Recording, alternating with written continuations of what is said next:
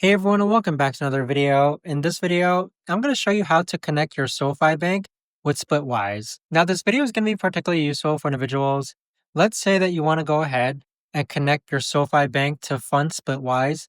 How do you actually go ahead about doing so? Now, this video is going to be short, sweet, and simple, guys. There's not going to be a lot of steps involved. Now, in order to do this, what you're first going to do is log on to Splitwise. Next, click on Account on the bottom right-hand corner. Then click on Add a Funding Source. Next, click on Bank Account. And then from here, you want to go ahead and click on Continue. Then click on Continue again. And then next, click on SoFi. So on this page here, it's going to prompt you to log into your SoFi Bank so that you can select which accounts you want to go ahead and connect to Splitwise.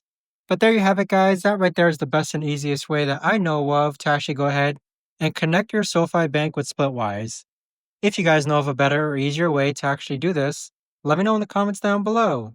I would love to know. Thanks so much for watching, everyone, and I'll see you guys all in the next video.